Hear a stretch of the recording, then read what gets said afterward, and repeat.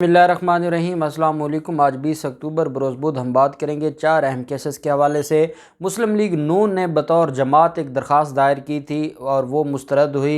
Islamabad high court के chief justice अतर मिनल्ला साहब ने बड़ा सरप्राइज़ दिया मुस्लिम लीग नून को। बड़ी अहम तफसीलात हैं जो मैं आपके साथ शेयर करने जा रहा हूँ। मौलाना फजल रहमान ने फिर नो बोल दिया है मुस्लिम लीग नून को, और मुस्लिम लीग नून जो मौलाना फजल रहमान के साथ मिलकर एहतजाजी तहरीक चलाने जा रही थी, कितनी नाकामी हुई। और आज रावलपिंडी की सड़कों पर नून लीग रुल गई और नून लीग जलील हो गई। उसकी बड़ी अहम तफसीलात है जो मैं आपके साथ शेयर करूँगा। लेकिन 2 अहम केसेस हैं।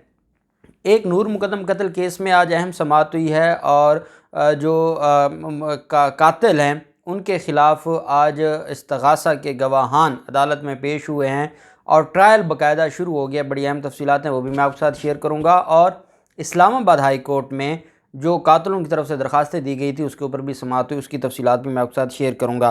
पहले मैं आपको बताता चलूँ कि रैम्बो जो कि आयशा अकरम केस में रैम्बो और बाकी मुलज़मान ने दरख्वास्त ज़मानत दायर की थी, उसके ऊपर आज समाअत हुई है। ये बेसिकली 6 मुलज़मान हैं जिनकी दरख्वास्त ज़मानत पर आज समाअत हुई। उसमें रैम्बो है, सुहेल, मोहसिन अली, मोहम्मद बिलाल, ज़फ़र अली, मनसब अली और मोहम्मद हसनैन, ये इसमें शामिल हैं। दरख्वास्तों में मौक़िफ़ अख्तियार किया गया कि ख़ातून आयशा अकरम ने झूठे इल्ज़ामात आयद करके मुकदमे में नामज़द करवाया है, लिहाजा अदालतें ज़मानतें मंजूर करें।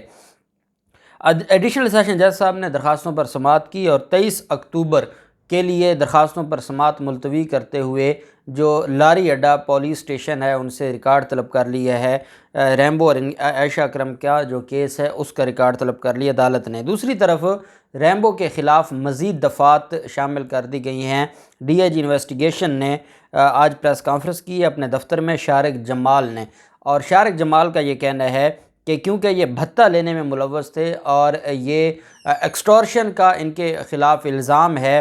रैम्बो ने 10 लाख वो ले चुका था, जो बाकी मुलज़मान थे वो भत्ता मांग रहे थे, और जब मुलज़मान को गिरफ़्तार किया गया तो 20,000 रुपये भत्ते की जो रकम है वो भी पकड़ी गई है और वो भी सामने आ गई है। इस वजह से जो मुलज़मान हैं उनके ख़िलाफ़ 384 की दफ़ा ऐड की गई है एक्सटॉर्शन की, और इसके मुताबिक अब चलान सबमिट करवाया जाएगा और उसके मुताबिक ये चलान अदालत में जमा करवाया जाएगा। दूसरी तरफ FIA को एक दरख्वास्त दायर की थी और धमकियों की दरख्वास्त थी आयशा अकरम की तरफ से। FIA साइबर क्राइम विंग का ये कहना है कि हम बड़ी कोशिश कर रहे हैं लेकिन आयशा अकरम से रब्ता नहीं हो पा रहा। आयशा अकरम ने अपना मोबाइल फ़ोन भी देना था फ़ोरेंसिक करवाने के लिए, और दूसरी तरफ आयशा अकरम ने अपना बयान भी कलम बंद करवाना था, लेकिन आयशा अकरम बयान नहीं कलम बंद करवाना चाहती, जो इस बात का सबूत है कि आयशा अकरम अपना मोबाइल फ़ोन देने से डरती हैं।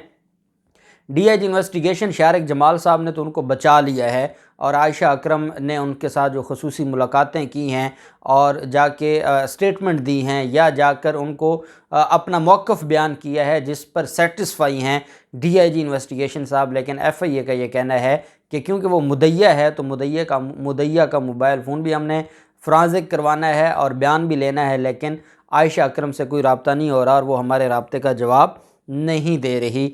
ये मामला है आयशा अकरम केस का। दूसरी तरफ नूर मुकदम कत्ल केस में आज बाकायदा ट्रायल शुरू हो गया है। इस्तग़ासा ने अपने गवाहान आज अदालत में पेश कर दिए हैं और जो एडिशनल सेशन जज साहब हैं उन्होंने केस पर समाअत की है।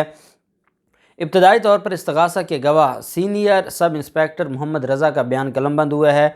दूसरी जनब अदालत में जो मुलज़मान के वकील थे, ज़ाहिर जाफ़िर के वकील भी आज अदालत में पेश हुए हैं और उन्होंने मुलज़म पर जिरह भी की है। इस्मत आदम जी की दरख्वास्त एक अदालत में दायर की गई और कहा गया कि जहाँ पर वक़ूआ हुआ था उस घर को इस्तेमाल करने की इजाज़त दी जाए, तो अदालत ने कहा कि आपका कोई घर सील तो नहीं हुआ तो आप इस्तेमाल कर सकते हैं, जिस पर उन्होंने कहा कि नहीं, हम चाहते हैं कि हम अदालत से इजाज़त लें और इजाज़त लेने के बाद ही हम इस्तेमाल करें ताकि हमारे ख़िलाफ़ कोई कार्रवाई ना हो और हम सारे मामलात को अच्छे तरीके से देख सकें। गवाह का बयान कलमबंद होने और जिरह मुकम्मल होने के बाद जज अता रब्बानी ने मुलज़म के वकील عابد اکرم قریشی سے استفسار کیا کہ آپ نے مدعی شوکت علی مقدم کی موجودگی پر کیوں اعتراض کیا؟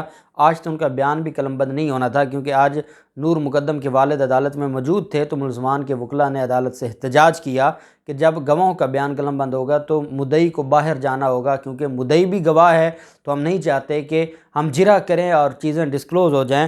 وکیل نے کہا دوران جرح کو چیزیں ایسی سامنے آ سکتی ہیں جس پر گواہ کا عدالت میں موجود ہونے سے کیس متاثر ہوتا ہے، اس وجہ سے ہم نے یہ سارا معاملہ کیا ہے۔ عدالت نے اگلی تاریخ پر عامر شہزاد جو نقشہ نویس ہے، بشارت فنگر پرنٹس، عابد لطیف کمپیوٹر آپریٹر اور اقصیٰ رانی کو آئندہ سماعت پر طلب کرتے ہوئے کیس کی سماعت 27 اکتوبر تک ملتوی کر دی ہے، اور 27 اکتوبر کو اب مزید گواہان پیش ہوں گے۔ دوسری طرف 2 درخواستیں تھیں اور اسلام آباد ہائی کورٹ میں جسٹس عامر فاروق صاحب کی عدالت میں، اور وہ ایک تو فرد جرم کی کارروائی کے خلاف تھی، اور دوسرا جو انہوں نے کہا تھا کہ ہمیں کچھ ڈاکومنٹس چاہیے۔ جو ڈاکومنٹس چاہیے تھے وہ تو عدالت نے کہا کہ آپ عدالت میں بیٹھ جائیں، ریکارڈ دیکھ لیں، آپ بتا دیں کون سے ایسے ڈاکومنٹس ہیں جو آپ لینا چاہتے ہیں، جس پر جو پروسیکیوشن ہے انہوں نے کہا کہ یہ جان بوجھ کر کیس کو لنگر آن کرنا چاہتے ہیں، ہمیں کوئی اعتراض نہیں ہے، ہم ڈاکومنٹس دے دیتے ہیں۔ تو عدالت نے کہا کہ آپ جو ڈاکومنٹس آپ نے دینے ہوں گے آپ عدالت میں ٹرائل کورٹ میں ہی دیجیے گا، تاکہ یہ عدالت کے فیصلے میں اور عدالت کی فائل میں پر بھی یہ چیزیں آ جائیں اور ان کے سگنیچر ہو جائیں کہ انہوں نے یہ ڈاکومنٹس وصول کر لیے ہیں۔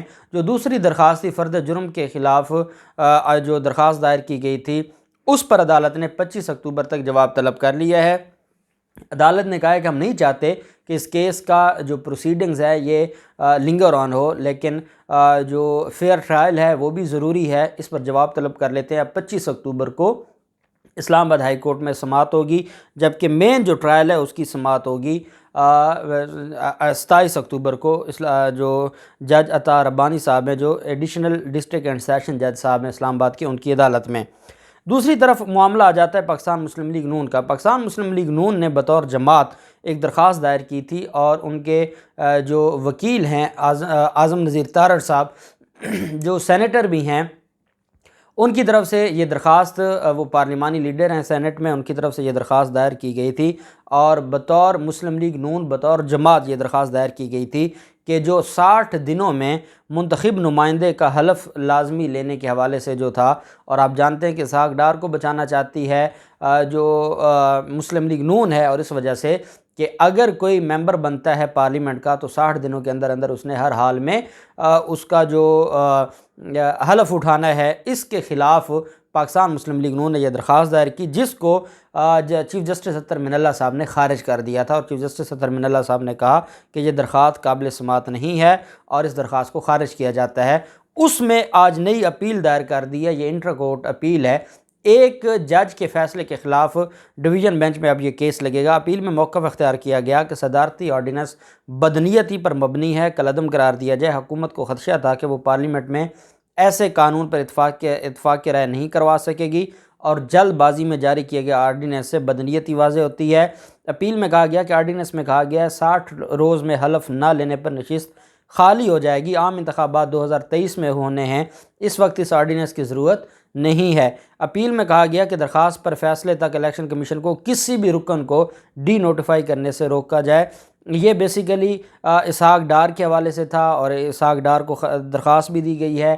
ای سی پی کو لکھے گئے خط میں کہا گیا ہے کہ 40 دنوں میں جو اسحاق ڈار نے اپنا حلف نہیں اٹھایا تھا، اس وجہ سے اس کے خلاف کارروائی کی جائے، تو سٹے بھی مانگا ہے انٹر کورٹ اپیل میں پاکستان مسلم لیگ نون نے۔ اور پاکستان مسلم لیگ نون کا یہ کہنا ہے کہ یہ جو آرڈیننس ہے نہ صرف اس کو کالعدم قرار دیا جائے، بلکہ ہمیں انٹرم ریلیف دیتے ہوئے اس پر عمل درآمد روکا جائے، اور الیکشن کمیشن کو کہا جائے کہ وہ کسی بھی ممبر کو ڈی نوٹیفائی نہ کرے۔ اب اس پر سماعت دیکھتے ہیں کہ کل ہوتی ہے اور اس پر کیا چیز سامنے آتی ہے اور کیا معاملہ آتا ہے۔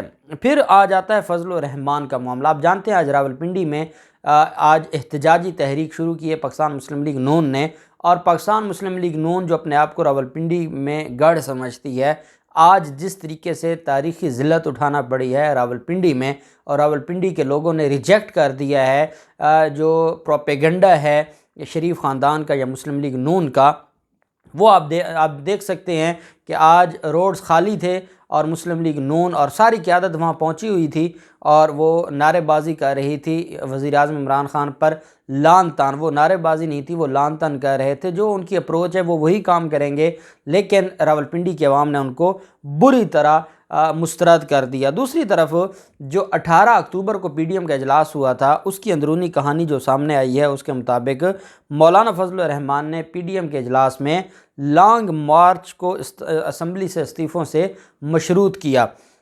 آپ جانتے ہیں کہ لانگ مارچ کرنے جا رہا ہے پی ڈی ایم، اور مسلم لیگ نون یہ چاہتی ہے کہ مریم نواز کو موقع مل جائے گا، وہ لانگ مارچ میں، وہ جہاں جہاں لانگ مارچ اور جو لوگ ہیں احتجاجی جو لوگ ہیں وہ جہاں جہاں رکیں گے، مریم نواز وہاں تقریریں کرے گی، جی کھول کے وہ حکومت کے خلاف بھی اور اداروں کے خلاف بھی اپنی زبان استعمال کرے گی۔ اور آج رانا ثناءاللہ نے کہا ہے کہ ابھی ہم نے یہ ڈیسائیڈ نہیں کیا کہ قیادت مریم نواز کرے گی یا شہباز شریف کرے گا۔ رانا ثناءاللہ نے یہ بھی کہا ہے کہ نواز شریف بھی ہو سکتا ہے کہ لانگ مارچ کے دوران نواز شریف بھی آ جائیں۔ اب ان کو یہ لگتا ہے کہ شاید یہ کوئی بڑے لیول پہ کوئی لانگ مارچ کرنے جا رہے ہیں۔ مولانا فضل الرحمان پاگل نہیں ہیں۔ مولانا فضل الرحمان نے کہا ہے کہ جب بندے میرے استعمال ہونے ہیں، جھنڈے آپ کے ہونے ہیں، آپ کے ساتھ تو آپ کے کارکنان تو ہیں نہیں، آپ تو جہاں جہاں آپ نے فیک جو انتخابی فہرستیں بنا تو آپ الیکشن جیتتے ہیں، باقی جو لوگ آپ کے ساتھ ہیں وہ وہاں کے متعلقہ جو وڈیرہ ہے وہ اس کے ساتھ ہوتے ہیں اور ان کے اپنے مفادات ہوتے ہیں، وہ آپ کی جماعت یا نظریے کے ساتھ تو نہیں ہیں کہ لانگ مارچ میں آئیں گے۔ مولانا فضل الرحمان نے کہا ہے کہ استعفوں کے بغیر لانگ مارچ کا کوئی فائدہ نہیں ہے، پہلے مسلم لیگ نون استعفے دے، اس کے بعد ہم لانگ مارچ کریں گے۔ لیگی اکثریتی رہنماؤں نے رائے دی کہ پاکستان پیپلز پارٹی اور اے این پی کے بغیر استعفوں کا فائدہ نہیں ہوگا، اور ساتھ مولانا فضل الرحمان نے کہا کہ آپ استعفے دیں، باقی دیتے ہیں دیں، نہ نہیں دیتے نہ دیں، لیکن جب تک آپ استعفے نہیں دیتے لانگ مارچ کا فائدہ نہیں ہوگا۔ اور اس معاملے پر اب ان کے درمیان دوبارہ ڈسپیوٹ شروع ہو گیا، اور یہی وجہ ہے آج کی راولپنڈی ریلی کی ناکامی کی۔ اب دیکھتے ہیں یہ معاملہ کہاں تک جاتا ہے، جو بھی تفصیلات ہوں گی آپ کے ساتھ شیئر کرتے رہیں گے۔ اللہ پاک پاکستان کا حامی و ناصر ہو۔ بہت شکریہ، اللہ حافظ، پاکستان زندہ باد۔